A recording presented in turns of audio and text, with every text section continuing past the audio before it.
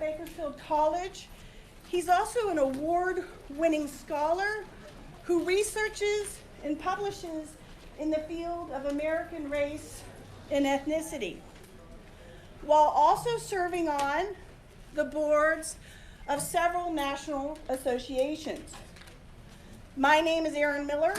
I'm a professor of history here, and I'm also an advisory board member of the Liberty Institute. I'll be introducing the Liberty Institute, Dr. Garrett, giving you the logistics of tonight's events, and then providing just a little background what led to Dr. Garrett's lecture tonight so that he can focus on the aspects of his talk that he would like to. So if you could indulge me for a few more minutes than I would usually like to do for an introduction so I can achieve what it is Dr. Garrett asked me to achieve, I would appreciate that. First of all, the Liberty Institute, our director, Dr. Garrett, and the advisory board would like to recognize and thank Dr. Nikki Damania,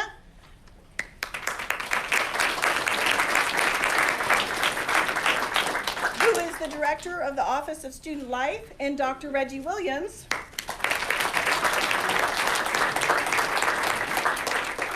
who is a professor of philosophy and the director of the Levin Center where we are today.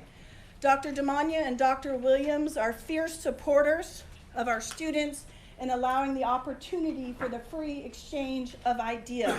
And we appreciate and we applaud their support and their courage in these divisive times.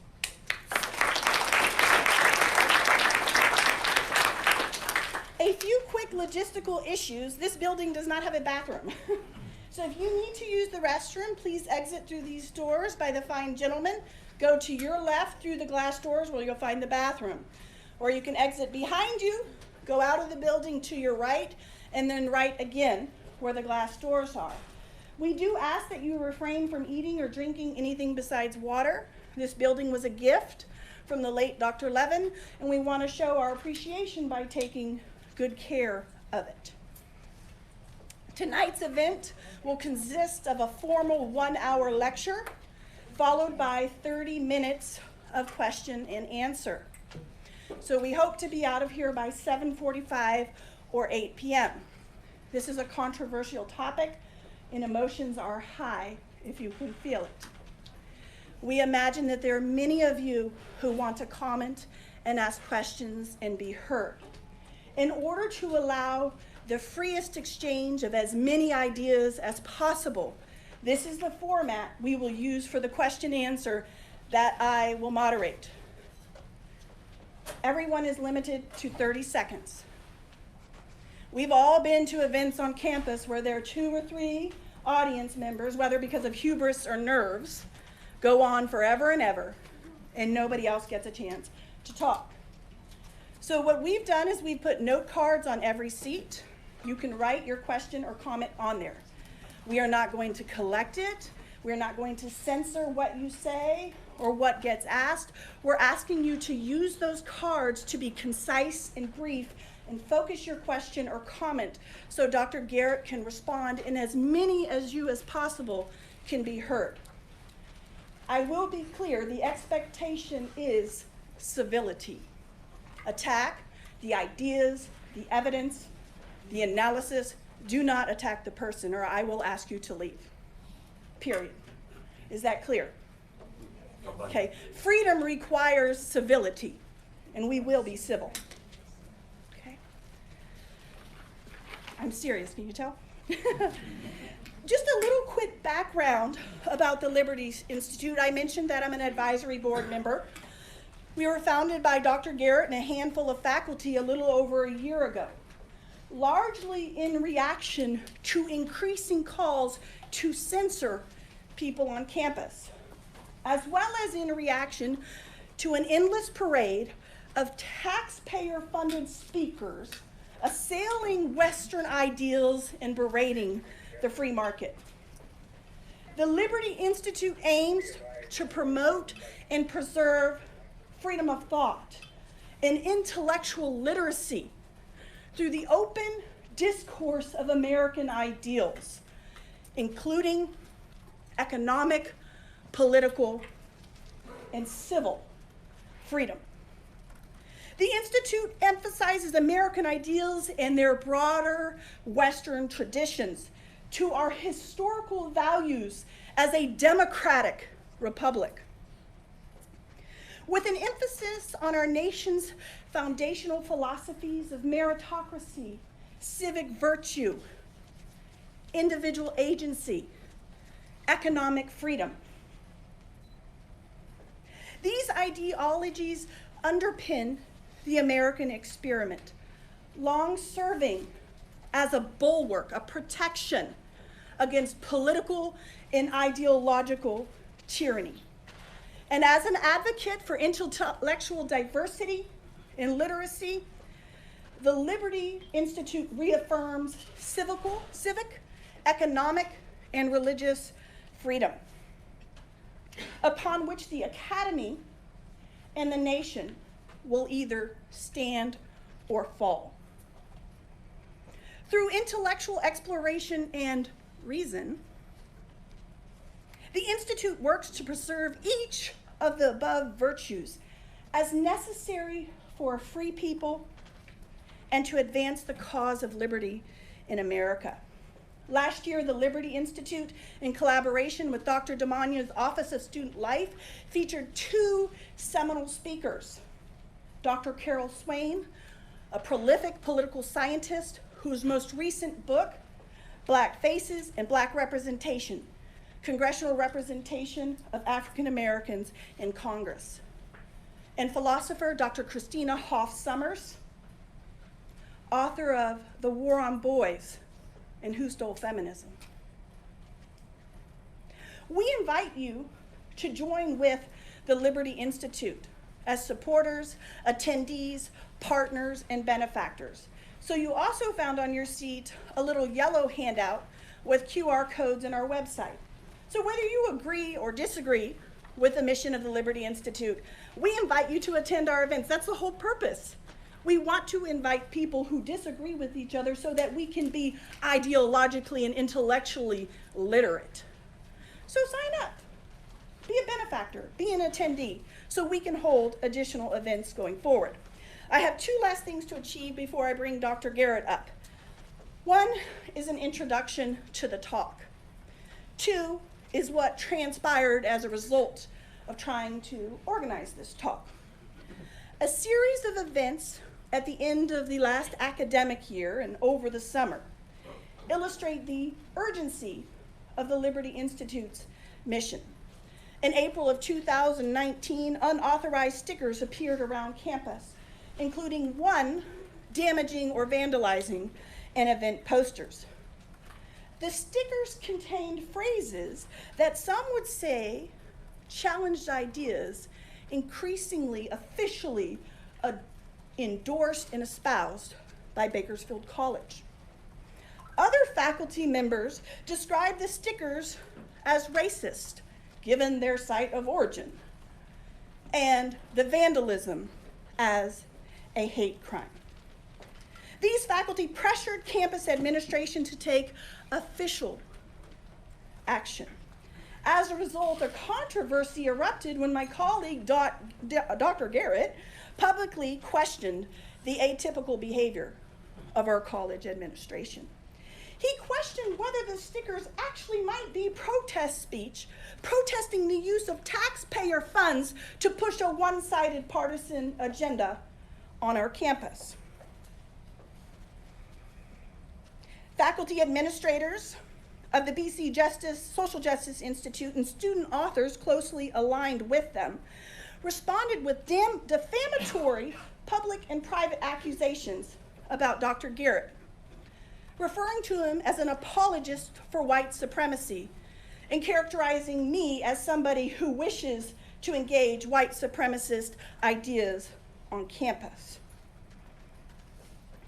Tonight, Dr. Garrett will explore the ways in which education previously intended to preserve freedom of thought and intellectual rigor has increasingly become a place where some partisan faculty pushing social justice agendas attempt to silence those who challenge or disagree with them, while simultaneously silencing people with fear of such accusations before they are yet to even speak.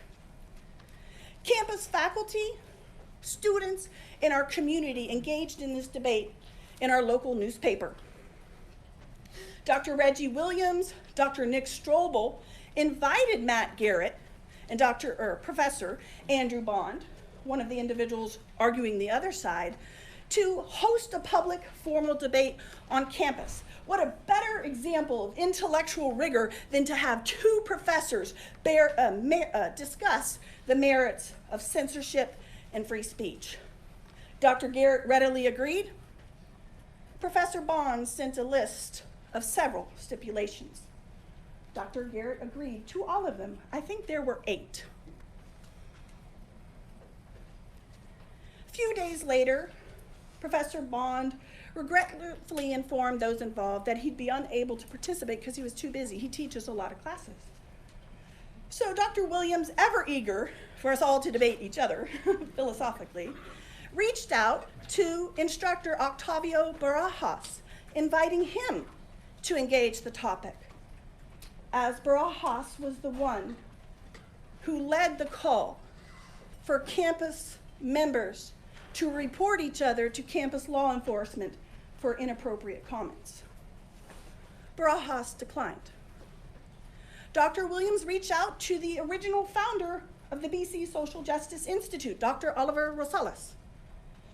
Rosales agreed, tentatively, saying that the date would need to be changed, pushed back a week till next Thursday, and that it really depended, because I don't know if you know, but faculty at BC are very busy.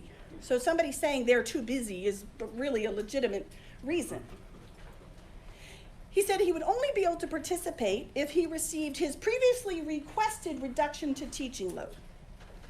Despite receiving that reduction to his teaching load, he withdrew and instead hired a speaker for the exact same night he suggested for the debate to speak about white supremacy and the California Republican Party. It is within this politically rife context that Dr. Garrett explores the tale of two protests, free speech and the intellectual origins of BC campus censorship. Dr. Garrett?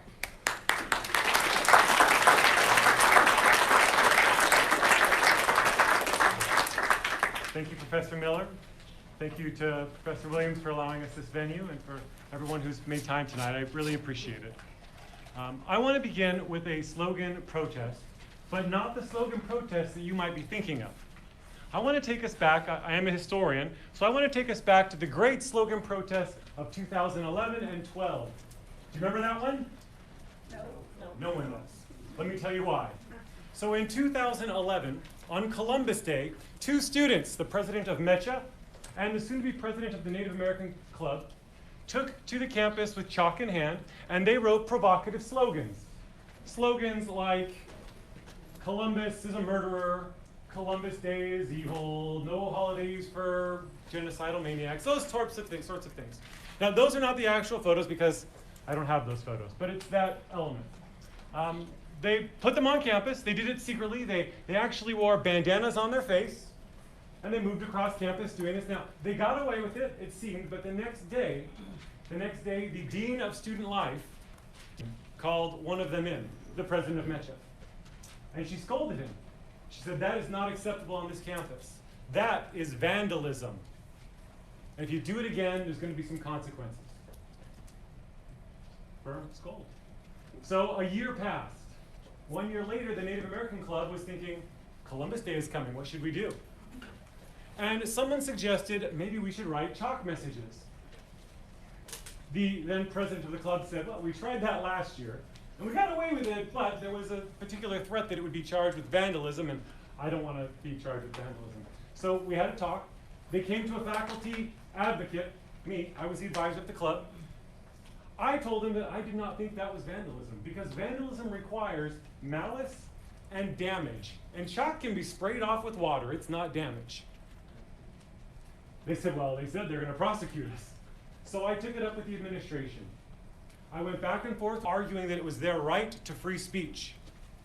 She disagreed. She said it was vandalism. After we could not come to an agreement, I went over her head and I went to then college president Gomez. And I argued for her that this is free speech and to suppress it is a violation of their First Amendment right. President Gomez disagreed. She had some reasons, but she said we could discuss it more if we wanted, but I could tell she sort of had made her mind, and I had only been here 2 years, and I was not going to fight with the college president on my second year at Bakersfield College. So I went back to the club. I said, I'm sorry, students. I think that you are in the right. I think they're in the wrong, but I cannot promise you any protection of any sort. The students decided to do it anyway. So they one of them went out the morning of Columbus Day, a young Lakota man, also on our track team, very hard to catch. With chalk in hand, he wrote anti-Columbus Day slogans. Campus safety spotted him. They pursued him. He outran them. He found another location, began writing again. They found him again. He outran them again. After repeated markings on campus, he escaped incognito, unrecognized. Then the next day came. Do you know what happened? Absolutely nothing. Nobody called me and said, hey, Professor Garrett, we know you are arguing about the right of students to ride in chalk on Columbus Day. Can you tell us who did it? No one called in the students who had participated last year, one of which was the new participant. No one pursued it at all. They just let it go. Now fast forward a few years to 2019. In 2019, we had someone, presumably a student, maybe just a community member, someone applied half a dozen stickers to campus. 2 of those stickers were in EOP&S, the office which controls and manages a variety of social services for our students. Many of those students, well, for example, the Next Up program. The Next Up program provides care and additional assistance for former foster students. The EOP&S program provides a variety of services for students who are disadvantaged. Book vouchers worth hundreds of dollars. In fact, just last summer, I believe they gave a $475 check to everyone in EOP&S. Now, I'm not arguing that that's a bad idea. No.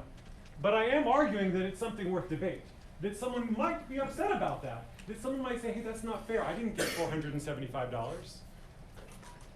And so we see some stickers that went up. 2 of them in EOP&S. One of them was on outside on a lamppost. One was on a window. One was on an elevator metal panel. And I don't know if there were any others. They were all over, up in the PAC Performing Arts area. Now, the Performing Arts area had recently hosted a couple of Chicano activities, so it could very well be centered on that. Or it could be about the social services run out of that area. Or it could be something else. The stickers themselves, well, those in EOP&S said smash cultural Marxism. Additional stickers on campus, porn is social rot, never apologize for being white, feminism is cancer, diversity means no white people. In response to these slogans, the campus acted quite differently. The first offense in 2011-12, you recall, was simply a private warning and then no follow-up. But in 2019, we had a very public threat, not a warning, but a threat that if we find you, we will prosecute you to the fullest extent of the law. There were several campus meetings. There was a hate crime designation. The campus legally, officially tried to list it as a hate crime. Now, you all may have, if you were here last year, you may have got an email that said that there had been some vandalism. And it had some comments about inclusivity and diversity, which seemed odd, strange to put those together, but it might hint that maybe the vandalism had something to do with not wanting to be very diverse. Maybe that the vandalism had to do with racism, which is an assumption that may or may not be true. But the campus decided it would be a hate crime. And in that email, it said Clery Act notification in the title. That's your indicator. The Clery Act is federal law, which requires the campus tell you if there's an ongoing crime that is a threat to students and faculty and staff.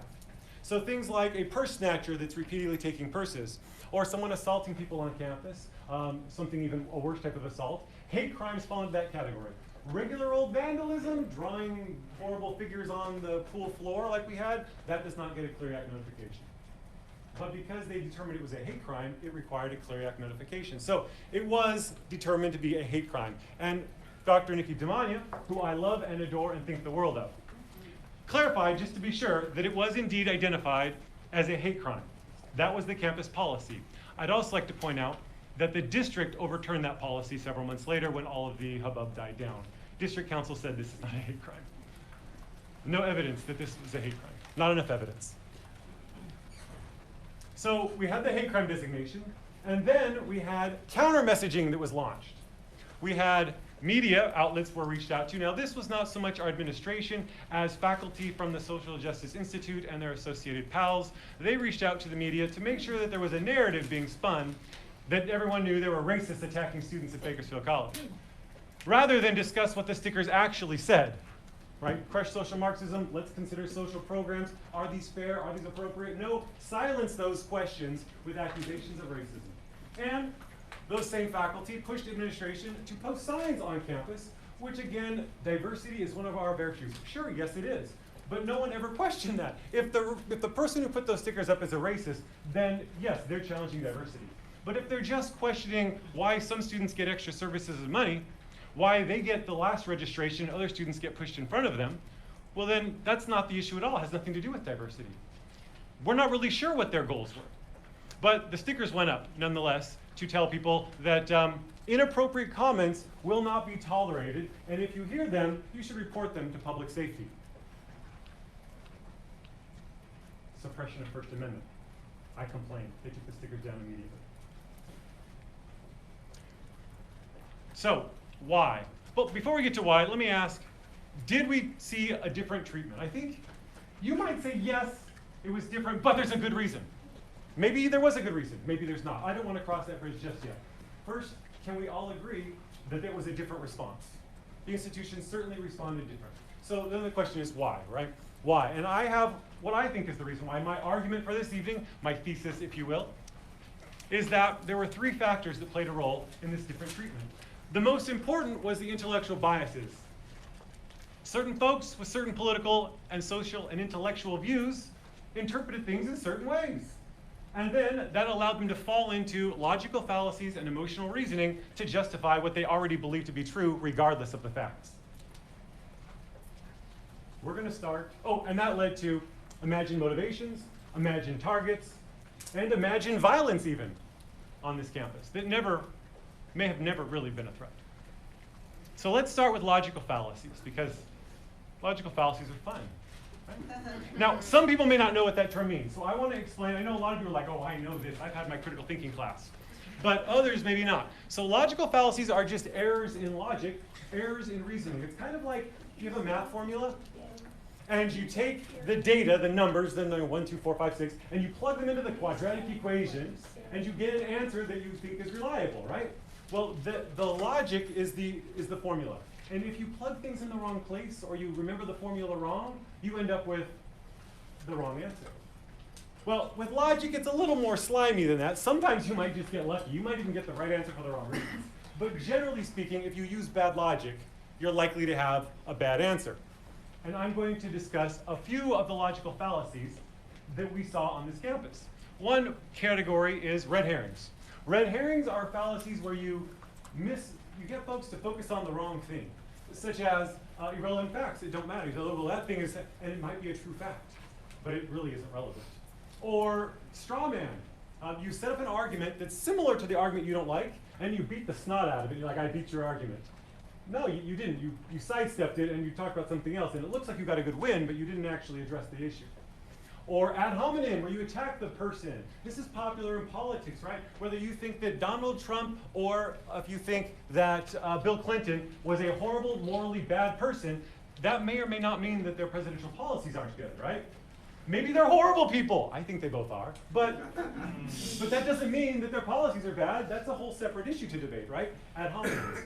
And poisoning the well, that's one we'll definitely see. That's where you give them some information that may or may not be true, but you know full well that it's going to contaminate everything.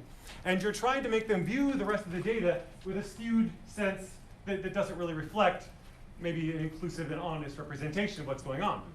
Another category are the appeals. Right, appeals to popularity, everyone's doing it, right? You know that the Bible's true because it's the best-selling book in the history of the world. No, that doesn't mean it's true. It may be true, it may not be true, but just because lots of people like it doesn't make it true. Or appeals to emotion. Appeals to emotion, you should be afraid, it's scary. Appeals to disgust, appeals to pity, oh, don't do it to me. Ways to manipulate people. You'll see this one next Thursday, the speaker that's coming out. If you read the article that has the exact same title as his lecture, it is a series of appeals to emotion. It is about 7 or 8 different examples where BPD did bad things. And they're bad. They're bad things. Does that necessarily mean that all BPD are bad? That this is a normal behavior? No, it's cherry-picked data. Right? Which gets us to our other category, hasty generalizations. You jump into assuming something is worse than it is with just a few examples. BPD might be bad. But you can't know that from 7 examples that may or may not be representative. You need a little bit more inclusive data, don't you? So hasty generalizations, guilt by association is one of those. You say, well, this person is kind of hangs out with those people. They're adjacent, so they must be bad. Cherry picking data, picking the ones that you know are going to get the response you want but aren't reflective. Genetic fallacy, you say, it came from that, so it must be bad because that's bad, so anything that comes from that is always bad. And composition division, where you say, this is the group, we know they're bad, so every piece must be bad. Or, here's the pieces that are bad, so the group is definitely bad. These are all bad logic. Now, sometimes there's an echo, a little hint of truth in there, so it's not that they're totally unreliable, but you shouldn't hang your entire case on things like this.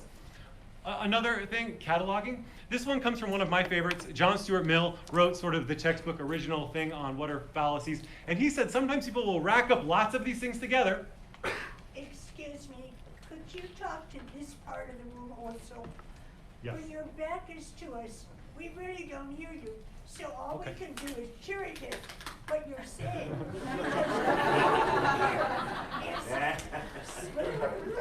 Thank you. Thank you. I would appreciate Okay. that. I don't Thank think you. we- So cataloging is where you grab a whole lot of logical fallacies and you toss them all together and you say, see all the evidence? Well, yeah, it's all bogus evidence, right? It doesn't matter that you have lots of bad evidence, it's still bad logic, right?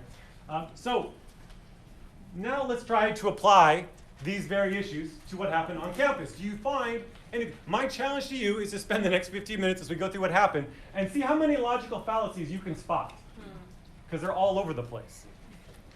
First of all, we get public safety gets a call on April 27th from someone in the UPNS office that there has been some vandalism. They come out, they take a report. The report says that the staff member believes that the sticker is hate speech.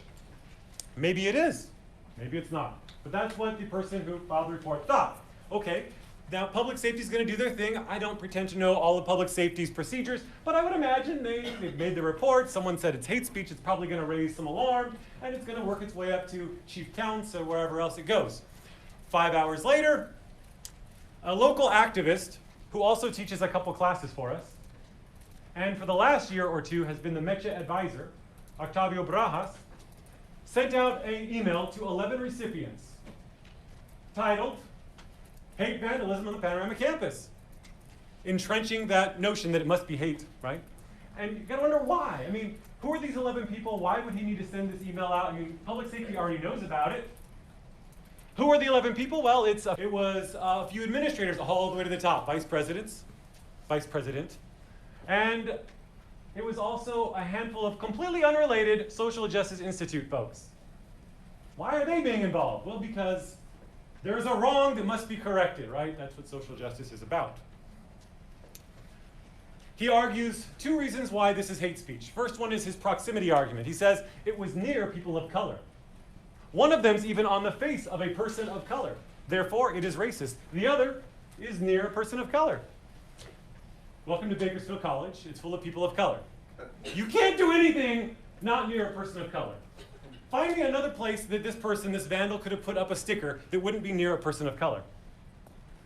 I'm not saying it's okay to stick the stickers up, but the argument that because there's a person of color nearby is a pretty weak argument. The second argument, better. Second argument, he says, it is affiliated with 100-handers. You see, if you look closely, on the side there, it says 100-handers. And on the bottom, it has a link, a web address to their Twitter feed. So if you want to know if it's hate speech, if it's a hate group, maybe the best place to look would be at their Twitter feed. Let's look at what they've got going on. Maybe they are a hate group. So do they generate racially defensive stickers? I've made some categories here. Defensive, as in nativist, maybe even xenophobic. afraid. You know, stickers like Black Lives Matter. Like, hey, our group is being picked on, stop it. Do they make those kind of stickers? Absolutely, they make those stickers. I looked to count up how many I could see. There were about 57 stickers up until the time of this event. Of those 57, 37 of them struck me as that sort of, hey, don't pick on white people kind of stickers. Now, is that racist? It's definitely racially defensive. They also make some that are racially aggressive. Like, we don't like those people of color. How about those stickers? Now, that would say something, right? How many of those do we see? There are 4 out of the 57, I count. And of those 4, one of them stands out as particularly heinous, right? You see the one that's just really is the ugly one? The real ugly one? I mean, all 4 of those are pretty ugly, but one of them is particularly, right? Make America white again. That's pretty ugly, right? Notice how fuzzy that is? That's because that one's tucked away and really hard to find. I didn't even see it the first few times I looked at their webpage. It's not easy to find. But once I knew it was there, I was told it was there, I started looking closer and I did find it and blew it up for you. So it is there. So there are a few racially offensive stickers that are aggressive racial stickers. Do hunter hunters generate non-race related stickers? What do you think? Well, you can do the numbers.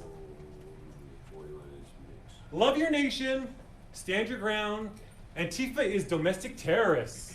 What about those stickers? There's a few of those too, over a dozen. There's more of those than there are of the aggressive, really racial ones, but there's still, there's lots of stickers there. Are those racist by association? Are those slogans racist? Love your nation? Now, obviously, it's made by a group which does have 4 really ugly racial stickers. What do you think? Andrew Bond, he thinks, he wrote in the Californian, the group produces content that is explicitly white supremacist, anti-immigrant, and inflammatory. Do you agree? I think they do. It looked like it to me. I mean, make America white again, that looks pretty inflammatory. For example, one can download and print hunter hunters stickers saying, make America white again. Intolerance is a virtue and Western civilization is white civilization. Those are pretty ugly, right? Did he cherry pick? Pick the 2 of the worst and misrepresented one of them. 2 of the worst for the worst one, right? And then does the order matter? I mean, which one did he begin with? Is he poisoning the well? He gave you the most egregious, horrible one that was hard to find first. And from that perspective, you're right, everything else looks pretty bad. Even the racially defensive ones, like don't pick on us, start to look pretty ugly from that perspective. But what if we play the game the other way? What if we start with the least ugly ones? What if you forget every sticker you saw and we start fresh? Imagine for a moment that it begins with love your country.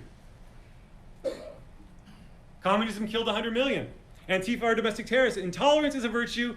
Intolerance stands against mediocrity, complacency, and weakness, the actual text that got truncated. Stand your ground and make art beautiful again. Now, if we start there, and then we introduce the stickers that appeared on campus. Smash cultural Marxism. Feminism is cancer. Porn is a social rot. That's definitely conservative. But is it racist from this perspective? It's all about how you introduce the topic, right? You can make it look like something it's not, maybe. Is this a fair and honest representation? No, I'm cherry picking now too, right? I'm playing the same game, but it changes the way things look. So are all of the hunter hunters stickers racist by association? I mean, there are 4 really ugly ones and a couple dozen, 3 dozen that are racially defensive. Can we assume that the perpetrator is thus racist by association? Is it possible the perpetrator really just doesn't like the things they posted, like pornography and social Marxism, and they don't like feminism? Is that possible? Or can we conclude definitively, no, they're racist? They were racist because... What if we applied this fallacy to another group on campus? What if we look at Mecha? Mecha's documents are the most racist and disgusting documents on this campus. They talk about expelling the capachos and the gringos and making a race-based nation of brown people. What the hell is that? That is racist. That's like make America white again. But our Mecha students aren't racist, right? I mean, I know lots of them. I like them. I think they're great students. I know full well, Erin Miller knows full well. She was tongue-in-cheek asking, can we apply the same standard both ways? Because it's not fair to project, oh, my group I like, we're going to look past the ugly documents and know that that's not what it means. They don't really mean that. I know a lot of our students, they don't mean that. Our Metro students are not ugly racists. That's from 1969. I just want to correct. And it is you. still used today. It is the, No. well, the like last couple months it got changed. Just 30 minutes for questions at this point. Last couple months it got changed. It's been their rules for decades. Been in the bylaws. Should we allow origin to overshadow content? What content appeared at BC? Those are our content, and that's where our focus should be. Yeah, we can look at context. Maybe context does matter. It does matter, right? But it shouldn't be the driving definition of what's going on. The actual content should be our focus. What do these messages suggest about our vandal? If these are the pictures, the slogans he chose or she chose to post, if you're only looking at context, how would you characterize this person? Definitely seems conservative. Are they racist? By those content. Can we have a discussion about that? Can we openly discuss it and without assuming that anyone who doesn't agree is a racist? Can we have an open discussion? Or if by asking that question, does that make me a racist? Because I said, what about the content? So there were a lot of logical fallacies. If you saw them, there were red herrings. There were arguments ad populum, getting 11 people on board, hasty generalizations, poisoning the well, fallacy of division, lots of it playing there. Let's look at emotional reasoning. Emotional reasoning. I'm going to draw from a new book came out last year by Greg Lukianoff and Jonathan Haidt. Greg Lukianoff is the president of the Foundation for Individual Rights in Education. It's a free speech organization for college campuses. Jonathan Haidt is an NYU professor of psychology, lifelong liberal, progressive Democrat, so it's not a conservative hack job of any sort. And they came together noticing that there were some problems on campuses. They observed that instead of teaching students to be strong and to overcome and to engage, the campuses were putting up walls. They talked about cognitive behavioral disorders and cognitive behavioral therapy. If anyone is in psychology majors, the basic foundation of therapy today is this. And it is basically, as one of the faculty in psychology told me this week, he said it's basically bravery training. You encourage them to go out and tackle the most difficult thing they can tackle. If they've been traumatized by water, then you say, well, start here, and let's go get your feet in the kiddie pool and see how it goes and come back and talk to me. And then go sit in the shallow end and see how it goes and come back to you. And then get in the deep end, and then go to the ocean. You encourage them to challenge themselves. That's what therapy is about, but not what we're seeing at universities and colleges. No. In this text, they talk about how there's a whole lot of cognitive disorders that are happening. The opposite is happening.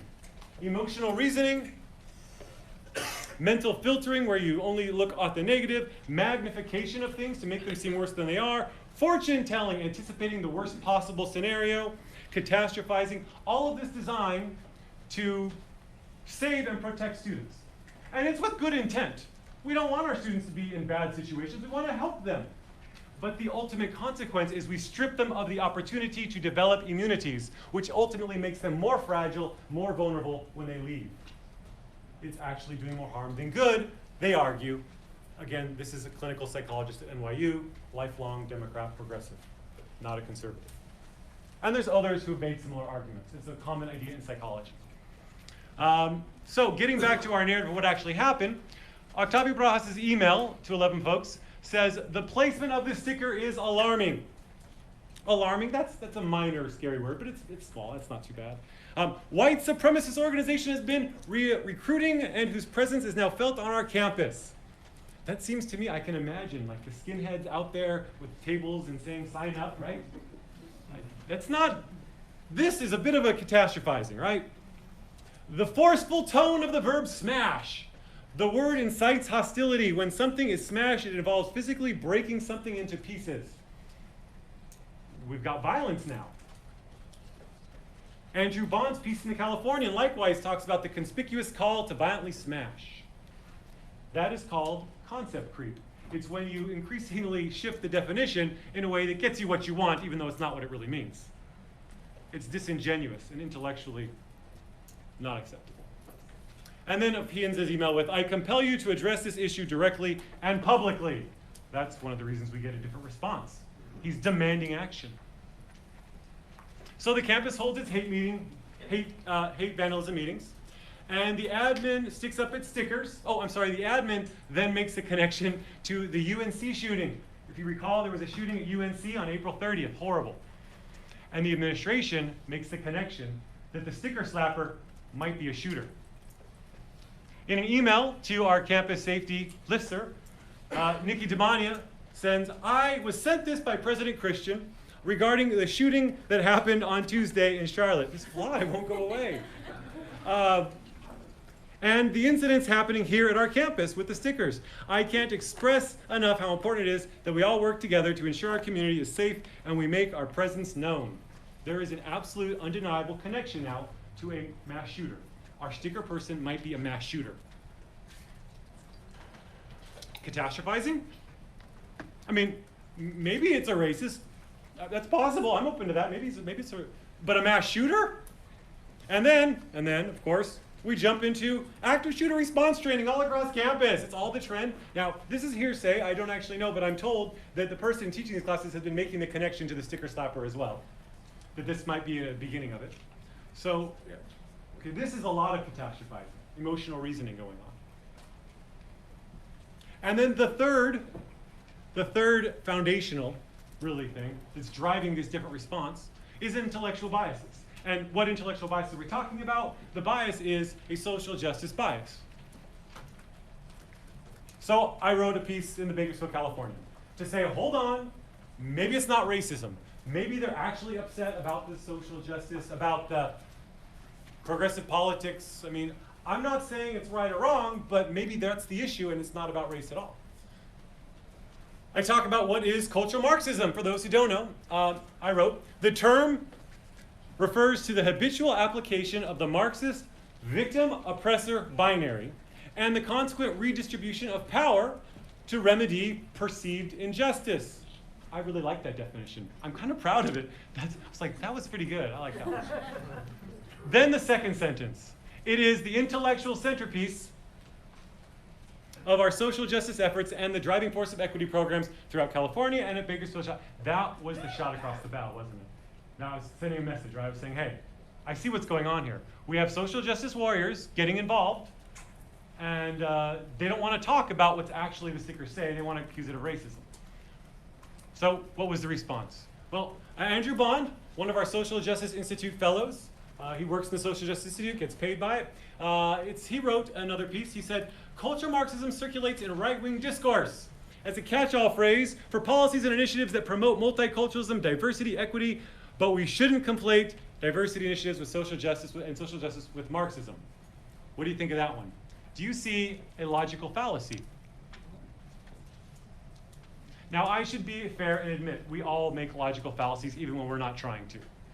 I'll probably make one or two tonight that you'd be like, gotcha, Professor Garrett. So I don't mean to say, gotcha, you're cheating. We all do it. We all do it. But we shouldn't frame policy based on it once we figure it out, right?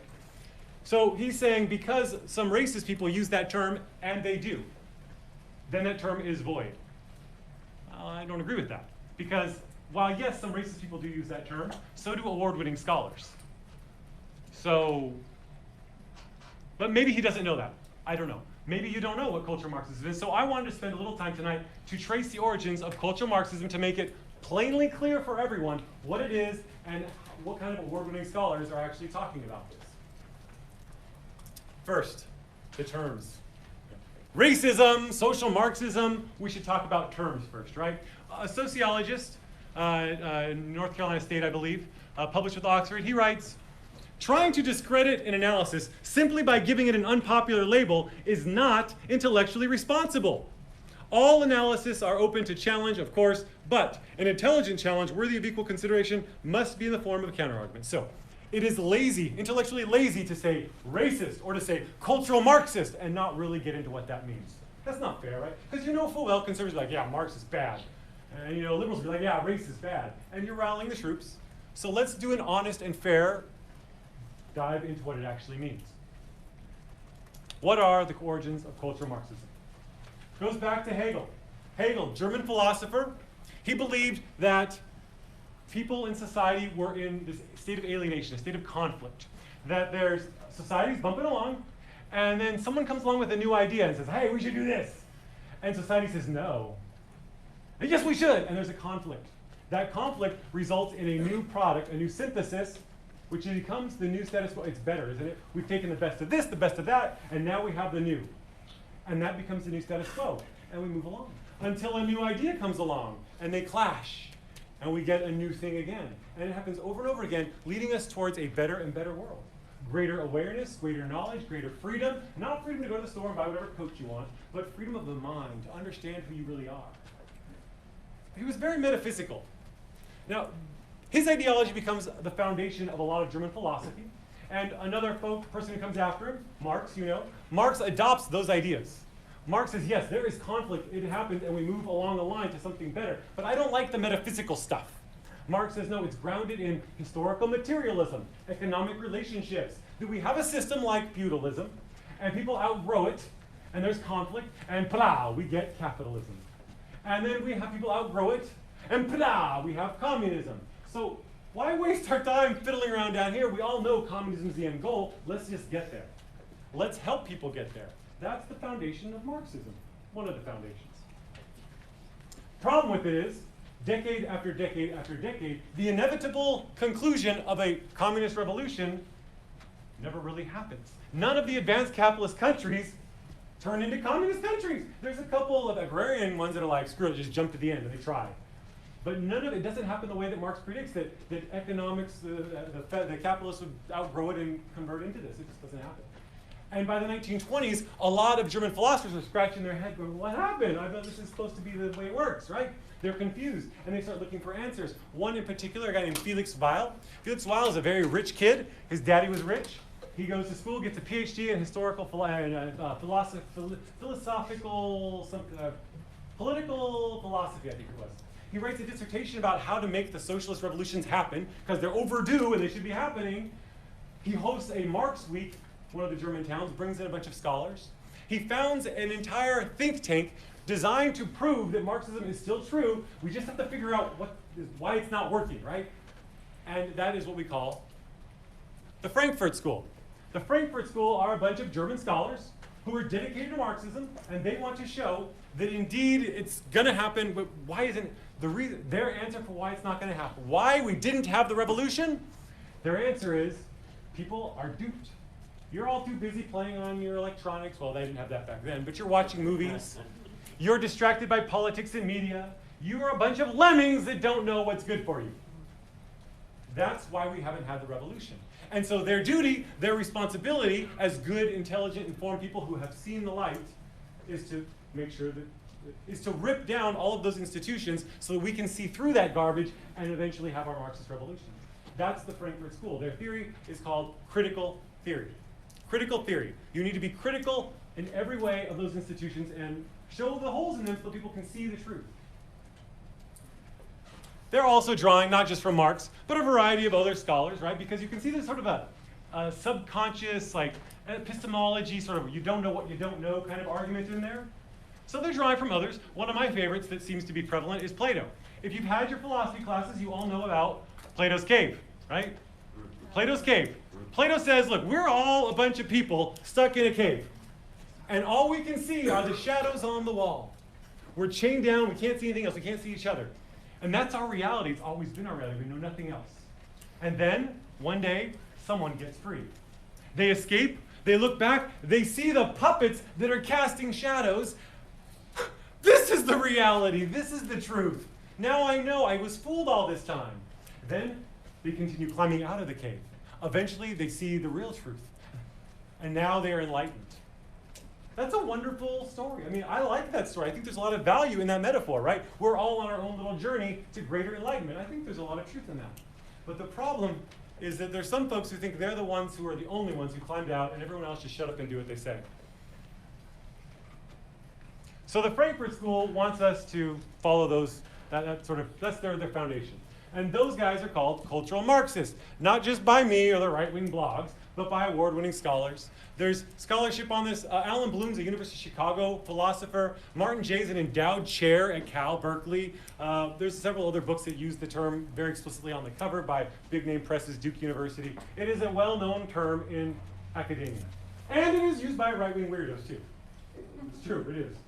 Because they're excited that they found something that's like, oh, yeah, that can prove they're excited about that. Does that make it false? No. It does mean there's some crackpots using it, but it doesn't mean that everybody uses it as a crackpot. It inspires other intellectual movements like the decolonization movement. Decolonization theory says, look, white folks have colonized Africa, Asia, Latin America. Indigenous people everywhere have been oppressed, and they don't even know the ways they've been oppressed. It's in their like psyche, it's deep in their minds, and you have to save them. You have to rip that Western culture out of them. You have to empower them to be their true indigenous self. Fine, but you can see the connection, right? That it's, you don't know what you don't know. We have to help you get to that destination that we see. It's inspired by that. Also inspires the postmodernist movement. Right? Everything is a construct, the postmodernists say. It's all made up. It's all fake. It's all bogus, and we have to rip it all down. There is no truth, postmodernists would say. It's Frankfurt School, right? Problem with it is it can't withstand its own criticism. You say, well, okay, so then you're not true either. And then we also have critical race and critical gender theory, which not so creatively use the same exact term of critical theory. They just slide in race or gender. And that argues very similarly that you don't know it, but everywhere you look, everyone's racist, or there's racism everywhere. The institutions are racist, the system is racist, and if it doesn't work out the way you think it should, it's probably because someone was racist or sexist, depending if you're using critical race or critical gender theory. Now, you know, these things have all added wonderful things to our field. I do not mean to defame them and say they're garbage. They are not. They've added, we see the perspectives of people we're overlooking, right? We've seen some of the problems in some of our institutions. And you know what? Sometimes people are racist. But the problem is they've become the lens through which everything must be viewed. You know what? Sometimes people aren't racist. Sometimes it's just because, you know, something else. It's not always racism. And that's the foundation for the social justice movement, not just here, but everywhere. It's founded on this ideology. It is the intellectual inheritor of cultural Marxism. And if you don't like my flowchart, one other thing. Here's another awesome philosopher, Karl Popper, back in '45. He wrote about how all of these sort of elitist interpretations of society, you have to do what we say because we're the ones who see outside the cave, that all of these are dangerous because they require us to all gullibly believe that those guys are the ones who know best and we should all just shut up and do as they say. He said that these types of approaches lead invariably to the attempt to impose our scale of higher values upon others in order to make them realize what seems to us of greatest importance for their happiness in order, as it were, to save their souls. I mean, I feel good about making you do what I think is right because I know it's right. I tell my kids that all the time. Like, it's just right. Just do what I say. I know I'm right. But it's not very democratic or inclusive. And then we've got this character. Kusa, he was one of those Frankfurt School guys. He comes over to the States, teaches at a bunch of universities, publishes several very widely sold books, often called the founder of the New Left. And he's kind of a pretty extreme guy. One of his famous arguments was liberating tolerance. And just again to show it's not crackpot right-wing blogs that are saying this, this is encyclopedia.com, which talks about his approach. He believed that liberating tolerance involves the withdrawal of toleration of speech and assembly from groups and movements on the right and aggressively partisan promotion of speech and groups and progressive movements on the left. It's okay to silence the people on the right because they're stupid and wrong. Just do what I say, it's right. He taught this. Scholars wrote about this. Some of them adopt this. Now, I don't mean that everyone did, but some did. He's a huge actor in the field. And so we have some of our intellectual biases. Now I want to look at 4 examples of it happening, of repressive tolerance here at BC in our recent sticker issue. To show you that, yes, indeed, that ideology is here and played out. Example number 1. Andrew Bond's Californian article said, a more productive query would be to ask whether or not we should consider viewpoints based in hate, racism, xenophobia, viable and debate-worthy in an academic setting. To do so would be to concede that such views are on par with fact-based reasoned perspectives, granting them a legitimacy they don't deserve. We don't need to talk about those views because they're racist. Well, yes, if you call what you don't like racist and then you use racism as a label you don't have to discuss, perfect, you can eliminate anybody questioning your ideas. You just have to call them racist first. And if you're coming from a critical race theory and you think everything's racist you don't like, well, it's very easy to eliminate the other side. Second example, diversity, the sticker that went up, diversity at Bakersfield College. Inappropriate comments will not be tolerated. Call public safety. If anyone says, I don't like social Marxism, you should report them. Because I don't like social Marxism is now racist. Is that what they meant? Maybe not, maybe so. They're suppressing that discussion. By demanding the interpretation of crushed social Marxism must be racist and therefore must be suppressed. Third example.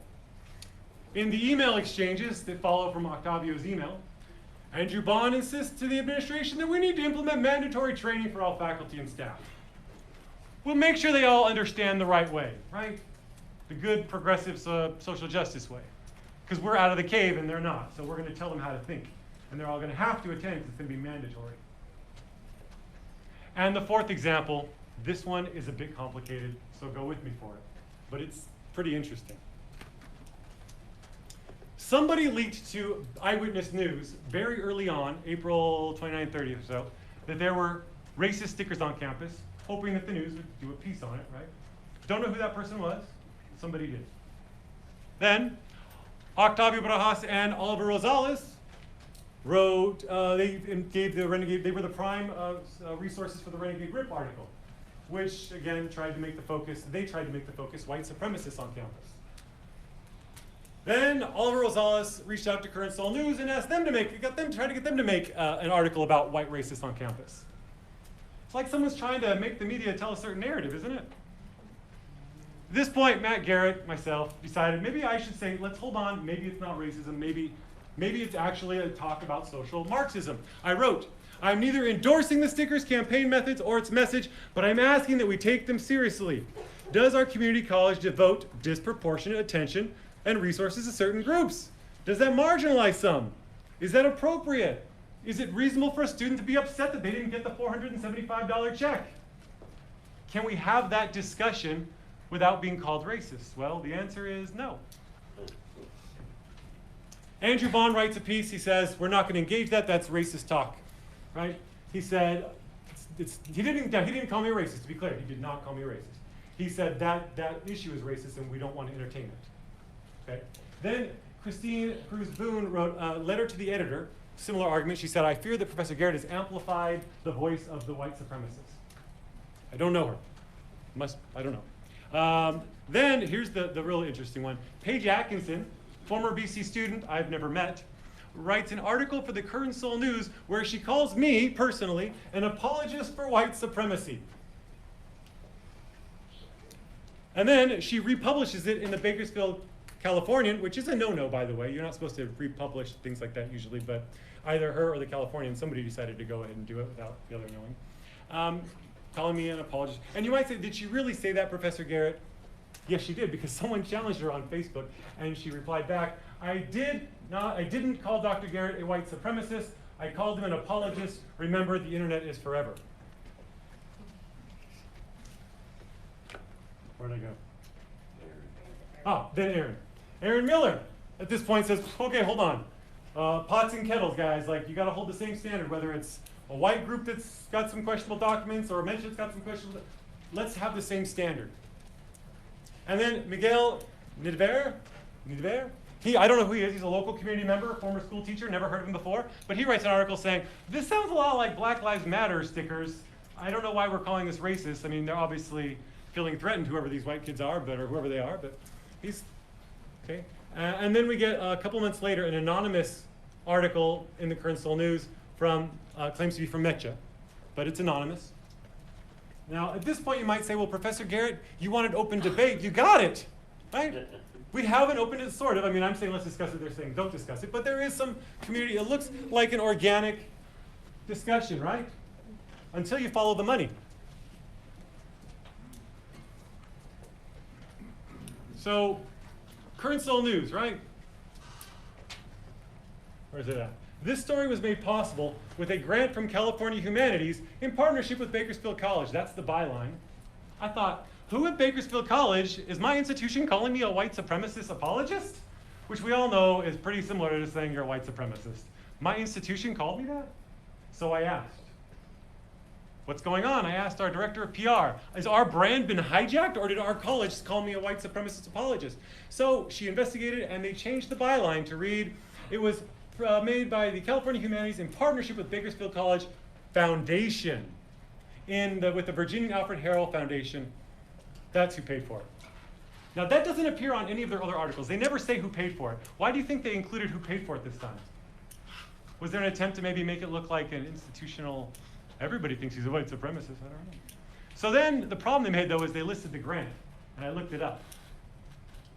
If you look up that grant, yes indeed, Alfred and Virginia Harrell gave $20,000 to Bakersfield College Foundation. That money is managed by an account manager.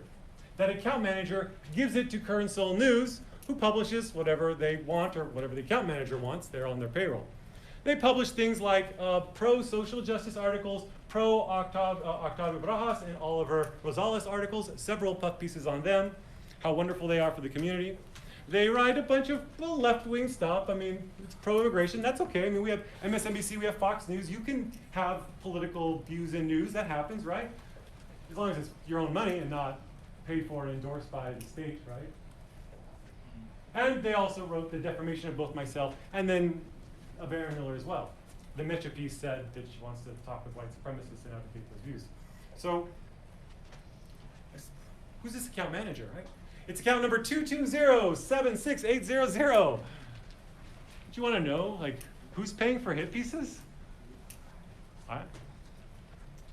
You have to find out yourself. Then look back at this page. You start to follow that money. This person's paying for these articles. Whoops, go back. Everyone in green is also getting paid by that same account manager.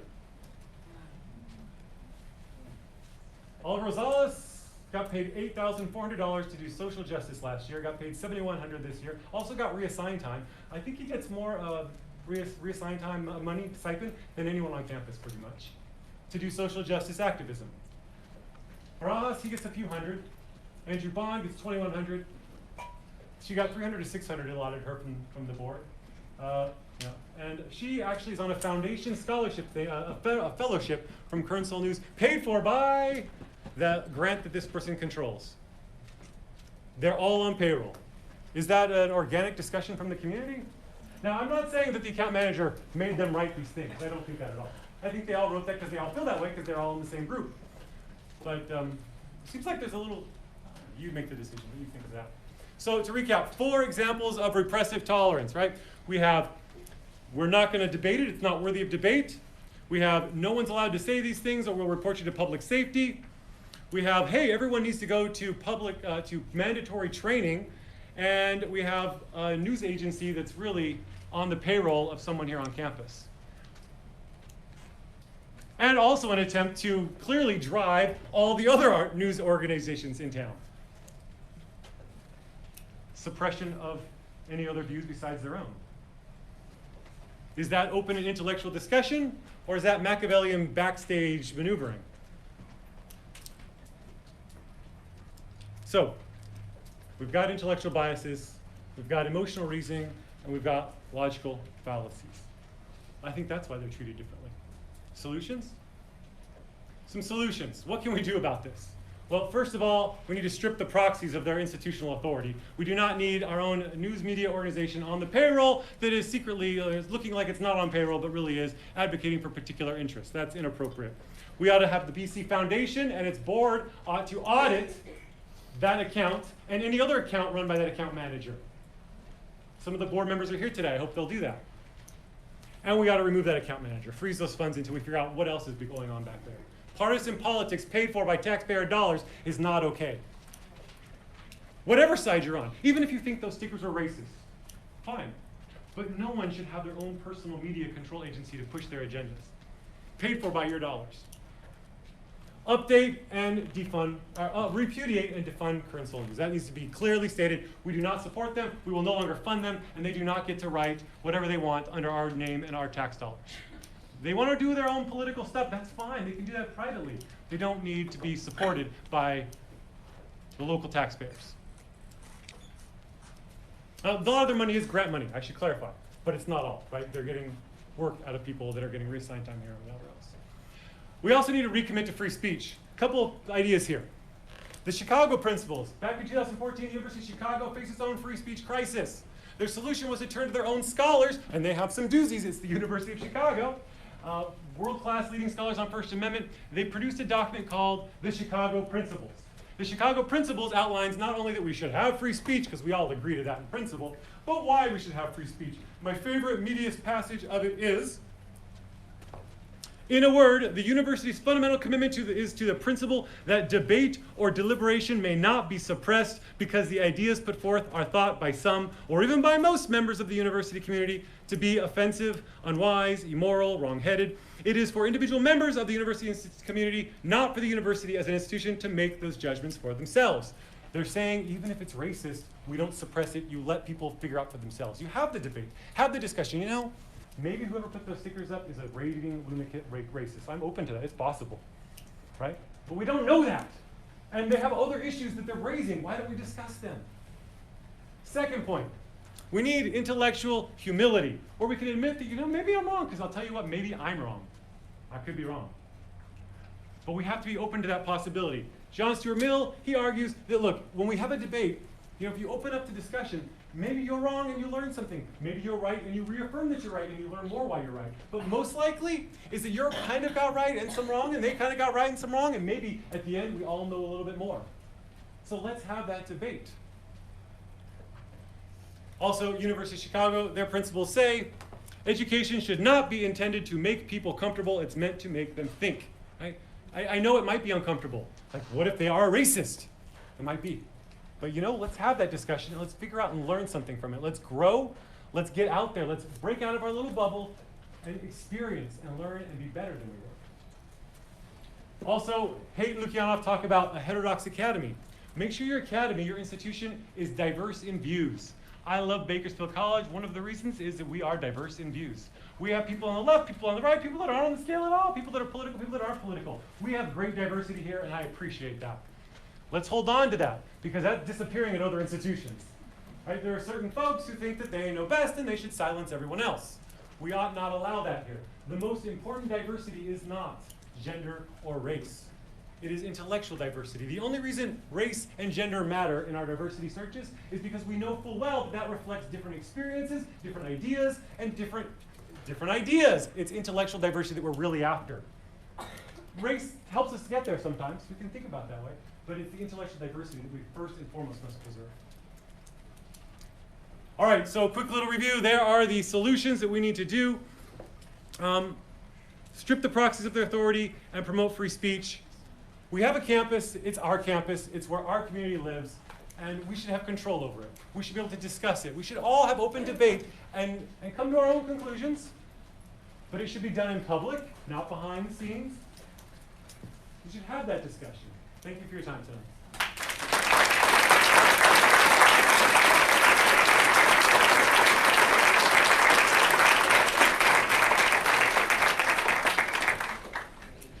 Stephen Ledesma, did you make it in? No, he couldn't get in. He couldn't get in. Okay, Debbie, do you mind? So just a 30-second timer. Thank you, Dr. Garrett. I certainly feel like I learned something. Have some research to do about account number 22704, whatever it is. So questions or comments? Again, the rules are, we've asked you to write your question or comment on your card. That is not to collect and control, but simply for you to create a concise question or comment, so because of nerves you don't kind of rattle on forever and take up everybody's time. Once we call on you, you'll have 30 seconds. When the 30-second ends, I'll ask you to conclude, and Dr. Garrett will respond if it requires a response, or we'll move on to the next one. Did you have your hand up? Do you have a card? Can you be 30 seconds or less? Yeah. Awesome. Go. What happens if we can't trust the other side to be as intellectual, like understanding as our own views inside the stickers themselves? Because there were a couple of stickers that were just as bad, but can we get them to see them as bad as we did, or as others did? No, I totally can relate to that concern that the other side might not be entering into honest and open discussions. They're race defending too. Right. So what do? Do you clam up, or do you open it up and have that discussion? I agree, it's a difficult problem to solve. And I think the only answer, though, is that old adage that sunlight's the best disinfectant, right? We open it up, we expose what's going on, we say, look, they said this, they did this. Let's have a discussion about it. And, and if everyone looks at it and says, yeah, that's racist, then now you've gained more strength and you've got more people that are on the same page because we've been able to air that out. So I'm all for discussing it, even if you think that the other side won't enter in honest discussions, at least you're moving forward with some sort of openness and awareness and more people can be involved in the process. But yeah, I agree, it's difficult when the other side's not playing ball. Yeah, that was the main concern too. And also, both sides might end up putting something onto the campus themselves too. So that's another concern where the campus may end up becoming some divulgent of clashing ideals. Yeah. And I'm not advocating that we all stick stickers all back and forth. I don't want that either. But we can discuss what happened. Excellent, good. Yes, sir. I was wondering if you knew off the top of your head how BC defines hate crime? How BC defines hate crime. I would assume that BC follows whatever the federal rules are. Federal rules for hate crime, I've read them. Nicky Damani would know off the top of his head, I bet, because he deals with it. The definition of a hate crime that we follow. It's like, off the top of my head. it's a crime that has like intent of malice against one of like 6 different groups, like age, gender, sex, religion. It's an intent against one of, intent for violence or intent of crime against one of those groups, something like that. I don't know the full definition off the top of my head. There's like a paragraph definition. But they have it, I've seen it, they use it to make decisions.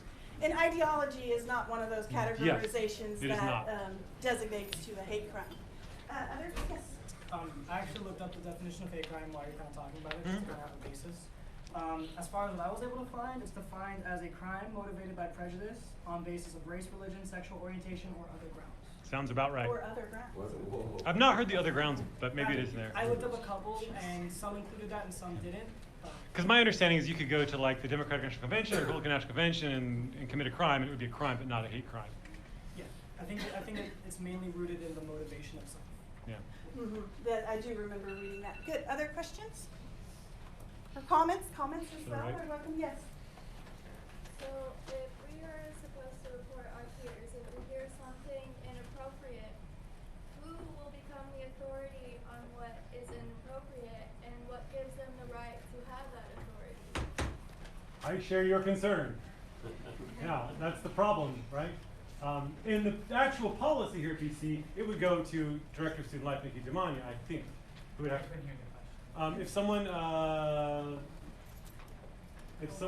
were to see something inappropriate and want to hear something inappropriate, they would report it to the campus, it would go to your office, and then he would call them in and investigate. He would talk to them, see what he thought. He'd probe them out and see if they seem crazy or if there's a misunderstanding.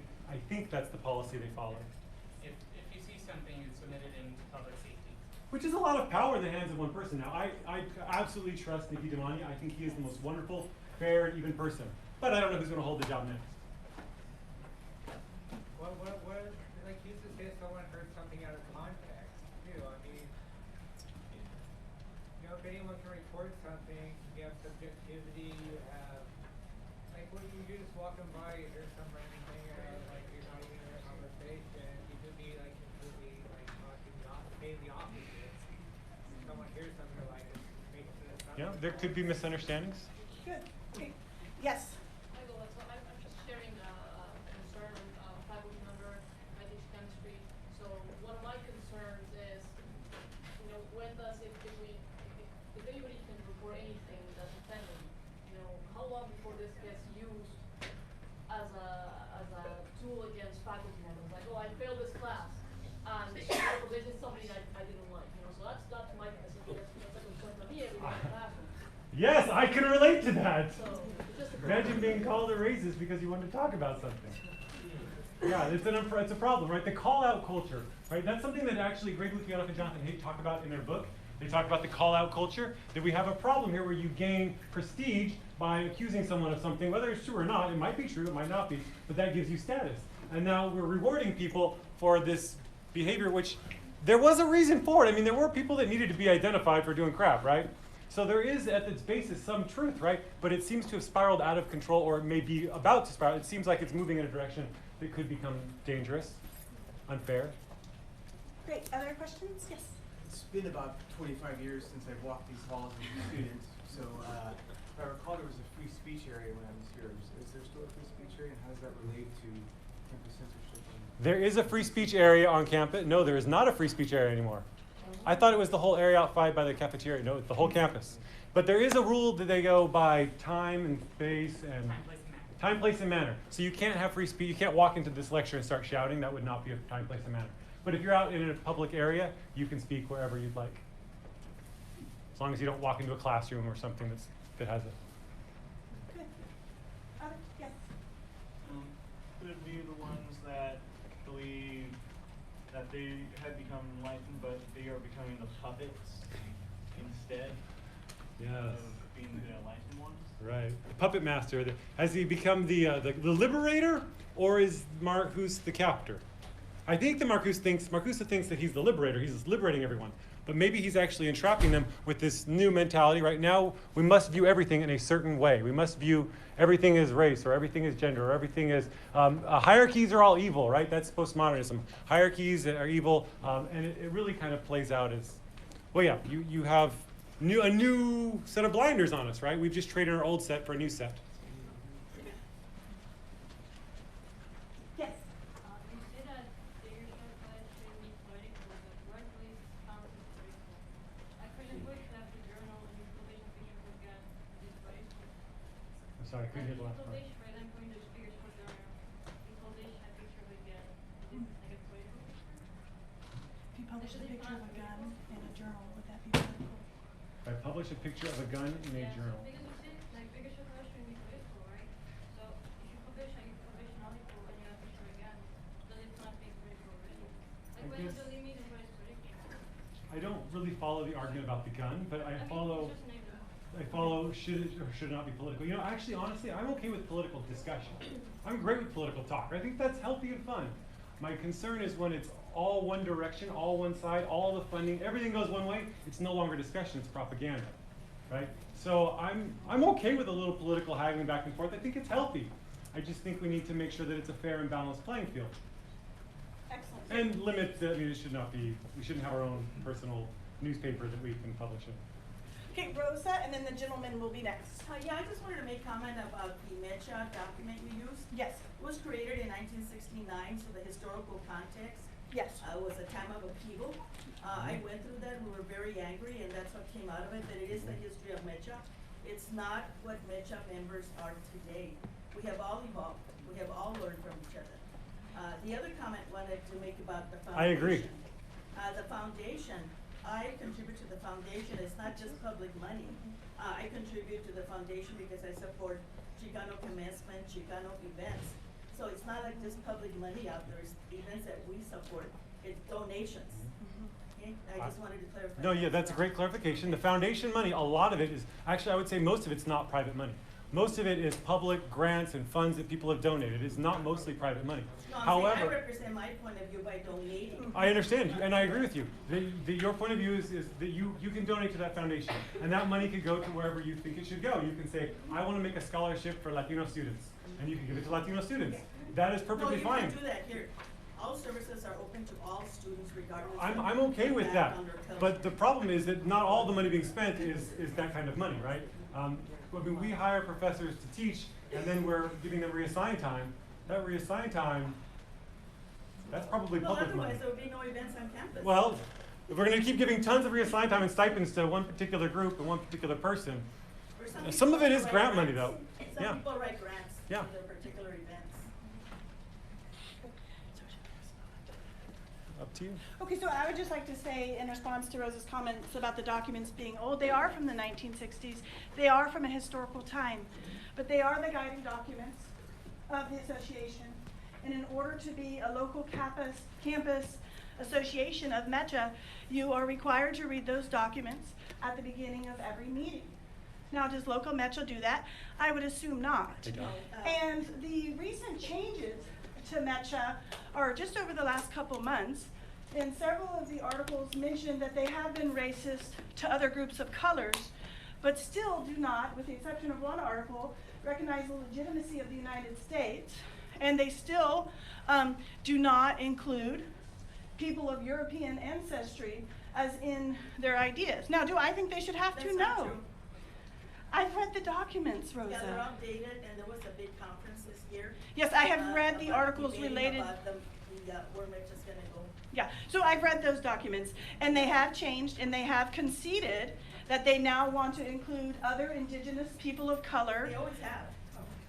I'm just talking to you about what a Mecha-produced document said about the debate at their convention, that they would now be open to other indigenous people of culture because they themselves described the Chicano movement as oppressive to non-Mexican indigenous people. And while they did rectify that and have become more inclusive, it is still kind of a pan-indigenous movement. Chicanos are, and Mexican Americans and Latinos and Hispanic, they have a different identity of themselves. And so that is showing itself in some of these organizations. Right, and my point is, yay, have the freedom to do that, but we have to apply standards similarly. I want to finish and then get back to Dr. Garrett. What does So if we're going to... stand for? What does Mecha, what do the letters stand for? This, Movimiento Somebody knows. Estudiantil Chicano de Aztlán. yes, thank you. So I'm stepping away. Yes, sir. You were next. Oh, I was just gonna, I could hear that really well. When somebody's faint, some of us have ears that are as old as the rest of us. It's hard to hear. If you could at least, or kind of say what the question was, having difficulty hearing some of them. Read the question. All of which are really cool questions. Yes. Really. Okay, good. Other questions or comments? I know a lot of you have something to say and you're hesitant. Yes? I just wanted to inform you that Mecha actually has broken off from the national chapter of Mecha and become our own local BC chapter. Wonderful. Because we did not agree with a lot of the documents that Wonderful. Mecha has. Wonderful. And I've never had a bad experience with Mecha until the article was written. But, good. Next.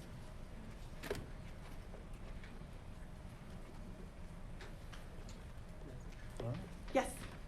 Oh, thank you. Couldn't see you down there. I was gonna ask, based off of kind of some of the things you were saying, and especially the call-out culture that you mentioned, how do you think that that ties into the cancel culture going on, especially on Twitter and just cancel culture? Cancel culture, yes. That's a term I don't know. Okay, so the cancel culture. I don't tweet though. Understand.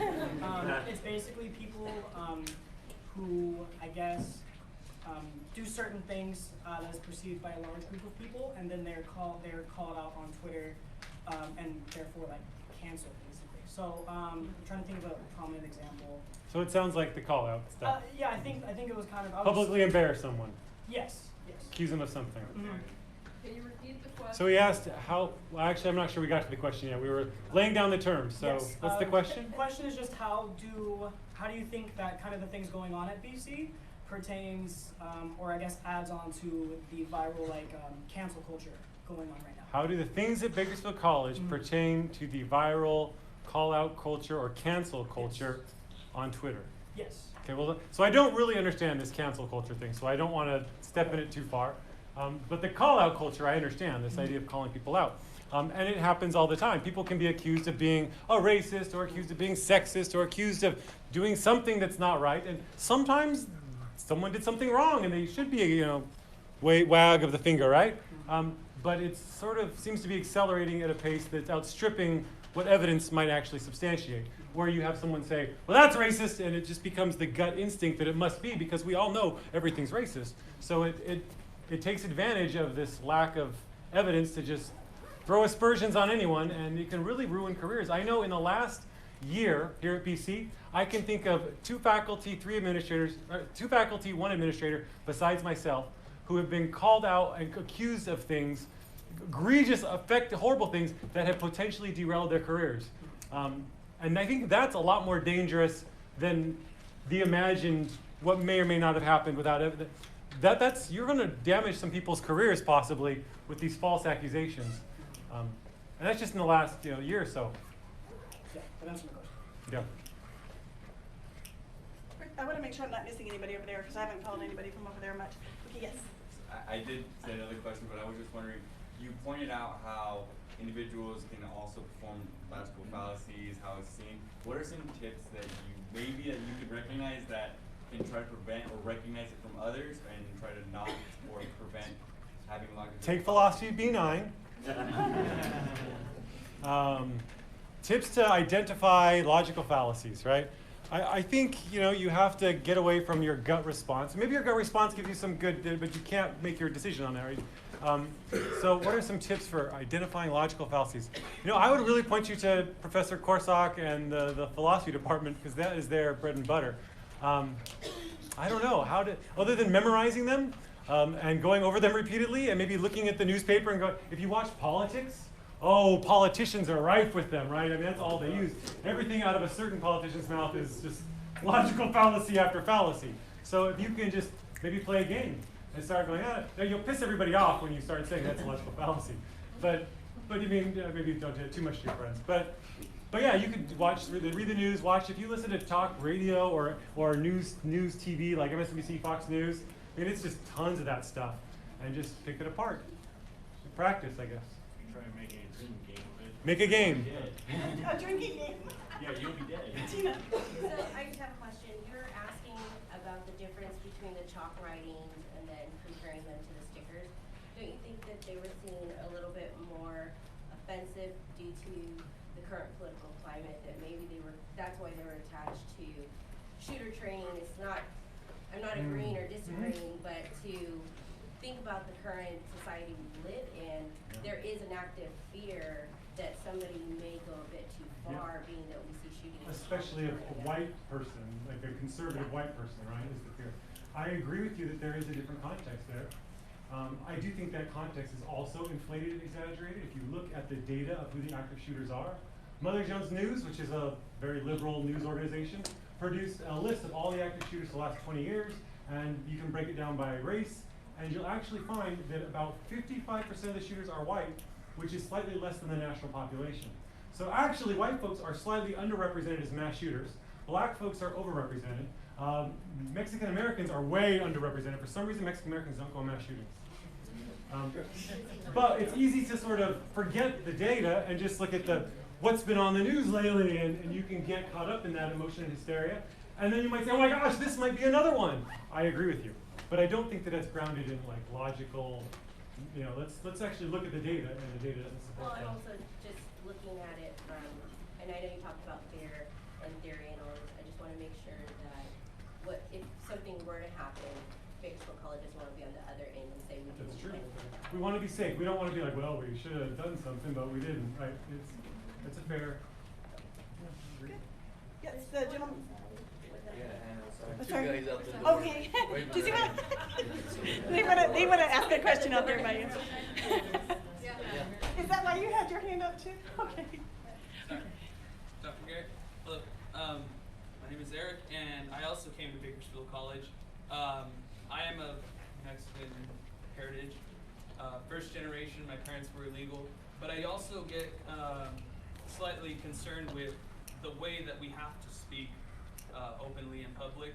And I'm wondering if you have any suggestions about how or who is that authority figure to kind of judge what is like okay for somebody to say and not somebody else in regards to maybe like the idea of a safe space. Yeah, so who should make that decision? Well, I would point to the American experiment's great origin, right? The origin of America, we had to make a decision. When we created the American Revolution, we said we don't like the king, we don't like hierarchy of absolute power, we're going to make a system where the people have more power. We didn't go all the way to full democracy because that struck the founding fathers as just crazy. But we did try to entrust the people as in a broad base as much as we could through representatives, and it wasn't perfect, right? There was people left out. But it was far more inclusive than having that one person who's in charge, the king or the guy that climbed out of the cave, right? So I think personally that the best way to discover those things is to include as many people. Let's have an open discussion and let's say, okay, well, is that racist? Should we take that policy? What I don't think the answer is to grab a pool of like-minded people in a back room and then make declarations privately and then just roll them out as policy. That's dangerous. That's the same as having that one guy that thinks he's out of the cave. Let's grab people who think differently. Let's get that heterodox academy. Let's get folks who have different views and values and air it out and have them have a discussion about it and see what they think. That's the answer. So do you think that it would be a good idea for BC, being that we're talking about the topic right now, that they could do like a study on it, like with like different people and say, hey, we wanna have you do this survey for us, and like maybe go in the cafeteria or somewhere on campus and say, hey, we'd like in different ethnic groups, different populations of different people, and say, hey, let's talk about this, and maybe without even putting their name on it, just anonymously, you know, only putting maybe their age groups, you know, from a ratio from say 21 or whatever whatever age group you want to do different ratios, and then say, hey, we want to talk about this, or would you be willing to fill out the survey? Do you think that that would be something as a solution? So the question is, should we use survey data from our campus, making sure we get a diverse age, class, race, gender, and then use that to determine policy? That's not what I agree. No? Is that what you were saying? That's what I was saying. Oh. I'm just saying, like, it would be part of the solution, maybe not the whole solution, but a solution. You don't know that everybody's gonna participate. How do you know you've got a representative sample? Yeah. We'll get like the professors and different people to talk about it, you know, with their classes and stuff. So I had a quick follow-up question. Do you mean in regards to regulating speech or just making general campus policy? I think in regards to speech and both, actually. Okay. What should be allowed, kind of Yeah. thing? So if you give any group or people the authority to determine who can speak, we will eventually lose our freedoms. So like you might be in the group that it's allowed right now according to how you think or what other group you're in, but eventually somebody within that group will self-cannibalize and you'll be excluded. Dr. Christina Hoff Summers, when she spoke here, she was a radical progressive liberal until she started studying critical gender theory and realized, oh my gosh, this stuff is totally self-affirming and it's bad, full of fallacies, and they kicked her out when all she wanted to do was have this conversation. And so I just want to say, I think no. So you think that would be a bad idea then? I would go back to the Chicago principles and say, let them all air it out. Okay. As offensive as it might be, it's disgusting, that's what it says, right? It's as foul as it might be. I mean, and if it's foul, we'll be like, oh, that was foul, right? Yeah. I mean, we can all make our own decisions. I'd rather we make the decisions ourselves than an entity of some sort. Okay. So I want to get the gentleman, because he can get in, then we'll go here, here, and then back there. Sort of in response to that, but also that is, there's a phrase, the tyranny of the, is it the majority? So if 51% say, this is what we're gonna do, 49% no longer get to think or say what they think, that's bothersome. And I think that's what you're addressing. And as far as being safe, people should be safe, physically, okay? But the anxiety and stress that comes from having to deal with somebody else's idea and argue with it, that's life, folks, you know, and you're gonna come out of here, if you engage in this process, ready to see the logical fallacies, figure out what the politicians are saying, understand the stupid ads that you see. You're gonna be in a far better position to make judgments about yourself, the people around you, and your voting, and if you decide to run for office or something, well, I don't know if you're gonna be able to do it if you're that honest. I'm not sure you're gonna be able to run for office if you're that honest. Empowerment, Yes. Do you think we're stripping power from words while we're trying to power other words? Do I think we're stripping power from words by stripping While we're also trying to empower other while words. empowering other words? So like say stripping power from the accusation of racism while empowering social Marxism? Yes. Right? So am I stripping power from racism as an accusation while empowering the term social Marxism? I think that's a fair critique. I think I'm saying, hey, racism's a little overused, and sometimes it really is happening, but sometimes it's not. And you know, this other word that was silenced needs to get also discussed. So I do feel like there was an imbalance, and I am trying to sort of get it back on the table so that we can discuss what was actually written. So I suppose your critique, I don't disagree with it. So let me get, I think you're Moya's mom, right? Yeah. I'm wondering, the lady over there, the gentleman over there, if I heard them correctly, were discussing the value of acceptable free speech and what was said, what was determined by the group as acceptable. When we began today, you pointed out that if someone should say something that was not acceptable, they would be summarily removed.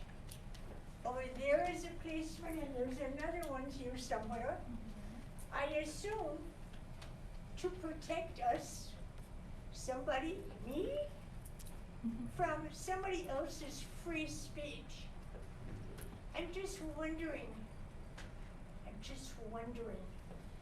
what this whole thing is about. Free speech is judged by whom? You, that member of the tribe, that member of the tribe. Which tribe? Indigenous tribe? Is that the Indians? Is that the Eskimos? Oh, no, those are those people who are running around being called Mexicans who used to live here and were in California. They certainly were indigenous, yet they were kind of Mexican, I guess. Who's determining free speech and who is castigating them or controlling them? Maybe you are, maybe those policemen are. I'm worried. Excellent. I'm worried about Donald Trump being able to be free to speak whatever he did. So I don't believe that the police, that the campus security are here to have anything to do with speech.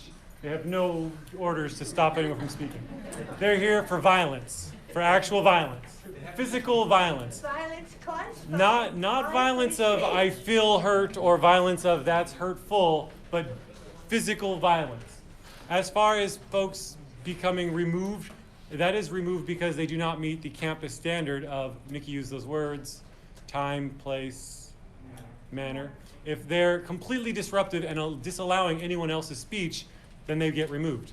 I guess your answer means I did not express what I meant clearly enough. I think free speech is acceptable by the beholder, and what a person says is accepted or rejected. And perhaps we need to have a little bit more learning, a little bit more understanding.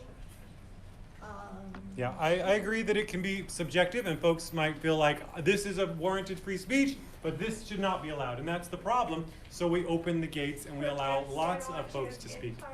I'm so sorry. I'm going to have to move on to the next one, and if we have time, we'll come back to you. Yes. Okay. Yes.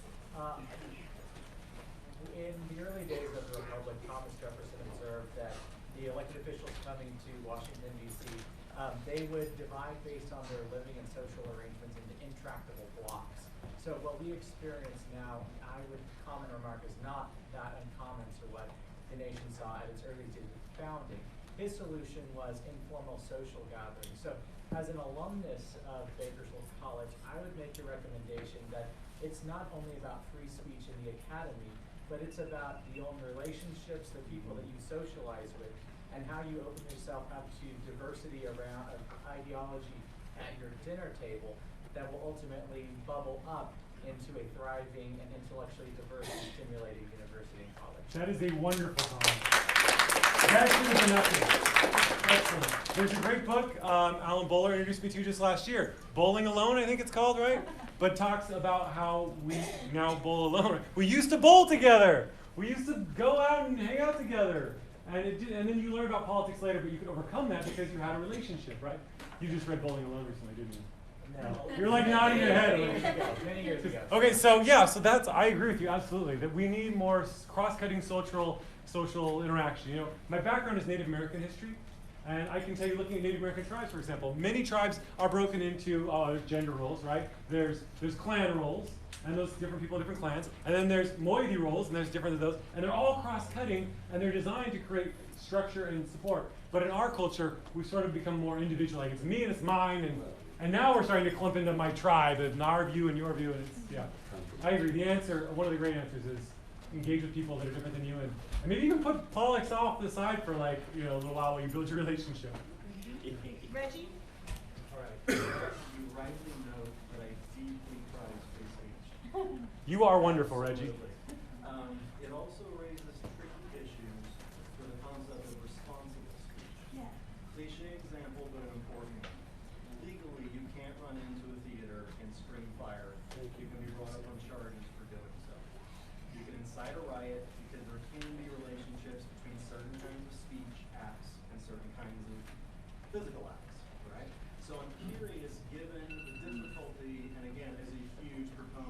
speech. Probably one of the big ones on campus. Okay, I'm not going to say the only ones that are competition, but one of the big ones, right? But still, how do you tease out or relate the concept of free speech and responsible speech? And I'm so glad I didn't give this talk because I don't want to answer that. Yeah, I don't want to answer that. I don't have an answer. I would turn to our political science professors really for the answer, because I know there's a legal answer, and it's along those lines of the no bomb on a plane and no fire in a theater. But I don't know what the legal line is, what that line is. My preference would be to keep it as open as possible to the point of inciting. What do you, how do you relate those concepts? Yeah, obviously some speech could lead to violence, right? I mean, it does crush social Marxism stuck in the UPNS office on a Gestiento conference poster. Does that lead to violence? I don't think, that's pretty distant removed, right? Now, if you show up at the Democratic National Convention or Republican National Convention and you have the opposite side's guy and you're marching through the lines, you're probably going to get beat, right? That could cause, so I don't know, what's the boundary? I don't know. To me, that's one of the big, that's one of the rubs of this whole issue. If it's just words, go for it. On a certain level. Maybe even qualifications there. But there is a relationship oftentimes between speaking and other people doing it. Jason, and then we'll get the young lady here. Did you have I do know it has something to do with being in a crowd that's live and active. So like if you stuck it on a sign and then 3 weeks later we notice it, it's not going to qualify for that sort of.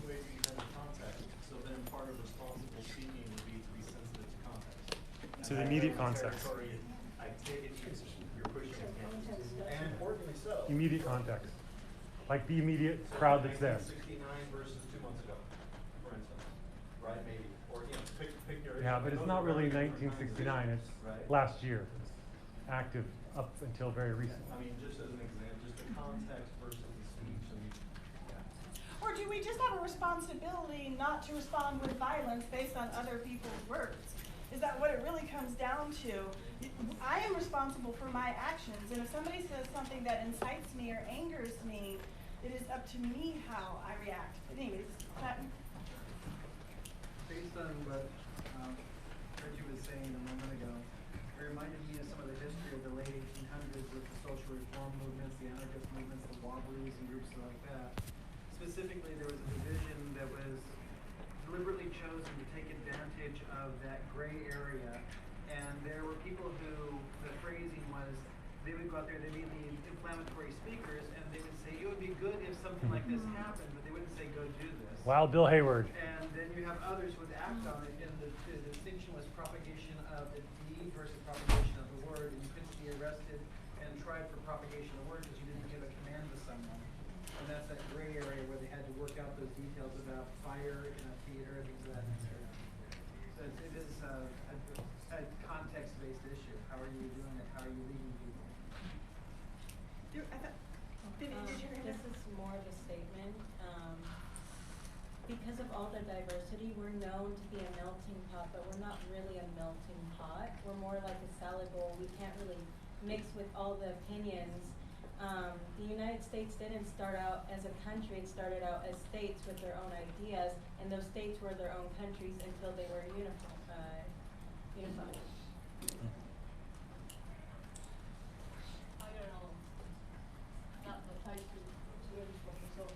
So, if say, okay, what you say can incite somebody to violence, and then that causes the action, so you put the solid in words, okay, then, to me that's analogous to kind of like a student saying, well, I don't like like, it opens a door that, so I guess that the question is, isn't it built into the law already? Like, if somebody says something and then somebody else does something, the law will prosecute that person. So that's the question I have. Is it already built into the Constitution? Like, is it already built into the law? I'm not American, so I guess probably the science can do. You're leaving my area entirely, so I could speculate up here, but the law is not my. Response to that, I believe the difference would be that when you say it's not already in the law, because when you say fire in a building, we all know that fire means we should, in a sense, riot. But when someone says, "Oh, racist," you're not incited to anything. There is no contextual response of, oh, we should beat that person because they're a racist. It's more so. Thank you. Thank goodness. Well, the comment about how the melting pot concept,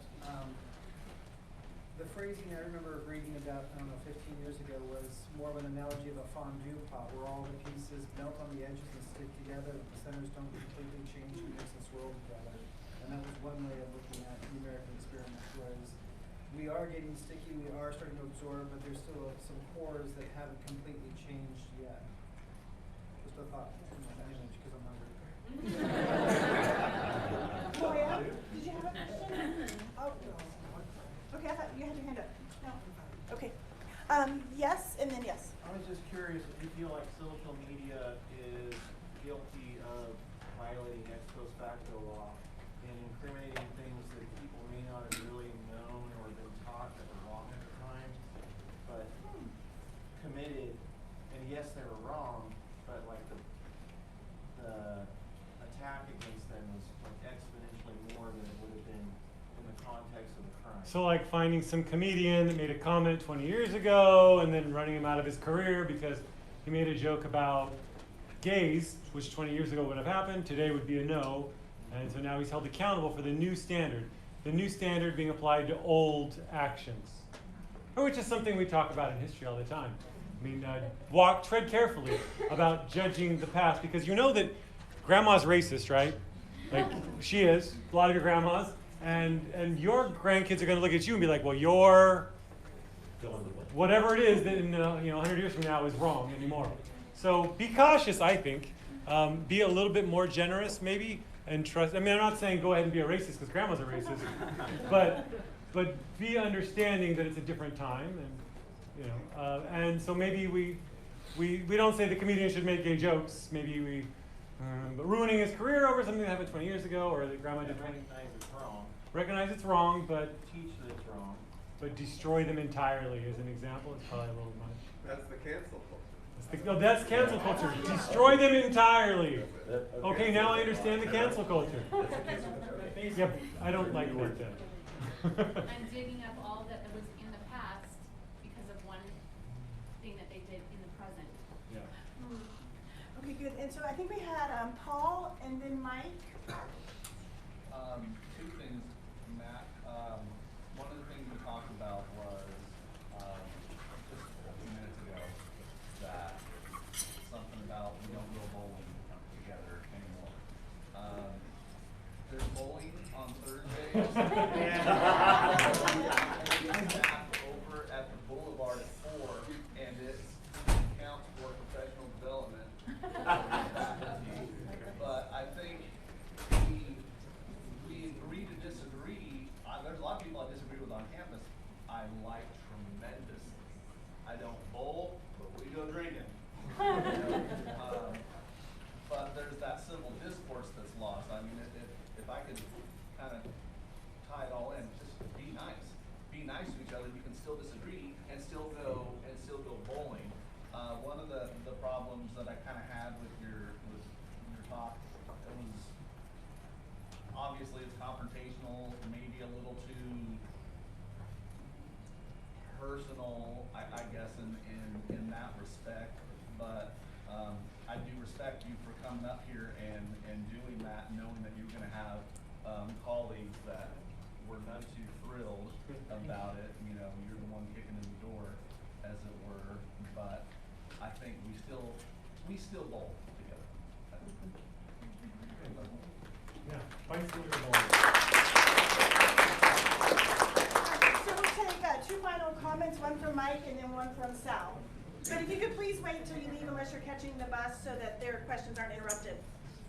From a psychological standpoint, I think it basically says more about the person who commits the violence than the person that says something that is nice to you. So where do you draw the line as this person you're giving this thing? Like where do you draw the line on what's acceptable free speech? So that's going back to the same question that Reggie had of what's the line between speech and the violence that ensues? Do you personally have lines? Do I personally have a line? my sense and feeling, and I'm not 100% committed to it because I'm just kind of spitballing here. My sense and feeling would be that line would be having to do with immediacy. If there is an immediate crowd, and there will be an immediate response, and emotions will run the day, and no one has a chance to think because they're BOOM! Then okay, that's a little different than, yesterday someone called you a racist, or yesterday someone called you social Marxist. Okay, and it's sort of a calmer context, and you can think about this, and you'd be like, I disagree. If you commit violence after that, there's a little bit. So to me, I feel like immediacy plays a role, but I don't really know what the law is on this. I'm speculating. Sorry, question. Sal. Yeah. With regard to the way that you unpacked it, it's interesting. Certainly, people can be grabbed by it. It's one way of doing it logically, right? That makes sense, but it's not the only way. And some of these, I think, things that were listed. I mean, I'm new to the area, but some of these things that were appended to posters and lights and things like this. You're not the arbiter of whether or not these are racist. You made that clear. But your analysis of it and the way that you, I guess, tallied what was considered, what could not be considered. That was arbitrary. Sure, and that's fine. But it doesn't preclude the fact that some people, certainly people of color, could see into these as not only threatening but violent forms of violence. And there are many forms of violence. By throwing the baby out with the bathwater, if you will, I think it says a little less about the analysis. It says, these ones didn't work in my analysis, and thus they can't, they may be beyond the pale with regard to what I'm trying to present here, because then you sort of went down into your own deep dive as to how it affected you. And in doing so, some of the authors that you had posted up there, whether it's Fanon or Foucault, I think they were mischaracterized in some sense. And I'm not trying to make this personal, but if this is the only place that some people hear the term postmodernism and get your reductionist, you're right. Or they hear Marcuse as this character, I think you're missing some of the great values that these people have kind of contributed to the academy, the Frankfurt School, from Adorno. These people have inspired not only movements and revolutions, but they've made it better for people of color. Angela Davis is one of my heroes, and without a Marcuse, there'd be no Davis, in some respect. I agree. That's it. I'm not. It's not. No, I agree. I agree. I agree that I gave them a short. I don't like to be talked I gave them a little. As a person of color, I'd like to. When I'm done, you have exceeded time. You kept going, so that's why I said. Well, and then he says a person of color, which invokes like some sort of racial power structure. Well, as a person of color. Yeah, well, I am. Sequel. So I agree with your observation that I very briefly covered some of those things, very briefly, and it was not at all inclusive because I couldn't fit it all in. I would love to do 3 of these and break that into 3 separate lectures and spend more time on it. You also said they had very favorable impact in multiple areas. Yeah. And I'm trained in that, but that's where I come from. That's my training, is that background. So I see some of that, and that's why you look in my bookshelves, and that's where my training comes from. So I see value in there as well. But I also see problems that come from any ideology, no matter how good it is. If it's the only one, and then we have a new. I agree wholeheartedly, but if that's the only time you hear it in this lecture, then you go home, and then the rest of your week you're in the natural sciences, and you got this class, you got a kid to take care of, and someone says Michel Foucault or Pierre Bourdieu, I'm not sure why he was even in that right side of it. Then you say, I remember that from this. And that can't be the only thing. You have to take that second deep dive into the library and find some of these people. It could be valuable to their careers and their lives. I think that's why we're all in college. Honestly, if I was a student and that was my public exposure, I should get that. Bourdieu is, I've written on Bourdieu. I mean, not a lot, but I've written, I value Bourdieu. I have too, we come from the similar. So, I totally agree with you, these things have value. I just worry when one methodology becomes the only methodology. Where's the people that are inspired by Bacon and, I don't know, I'm not trained in that side, so I don't really know it, honestly. And that's the problem, I can only use my own side's analysis to pick on that side that I'm trained in. But I don't know those are voices. I would love if we had those kind of voices. I just don't know them that well. So I have to stick on the ones I do know. So do you think we have another hand over here? Yes. I understand what he means by you're not giving the full background of everyone, but I think it's also up to us to look up those people and read behind it, just like with any other ideology or anything in general. It should be up to not only him to give us some of their intellectual standing, but up to us to read behind whatever it is that he's presenting and form our ideas. Yeah, my primary goal was to simply draw the line and to give as little as possible. It wasn't, because I don't have enough time. So what is necessary to draw, connect the dots. And so that means I left out a lot of information that I didn't share today on all sorts of things besides those scholars. I left out a whole bunch of details that they were interesting, I thought, but I didn't think they were necessary to make the argument in the time that we had. If Bon, Barajas, and Rosales have time, would you be willing to do something like this again with a debate in this kind of setting? Absolutely. Do you think they would have time? I hope that they would. That's a judgment for them to make.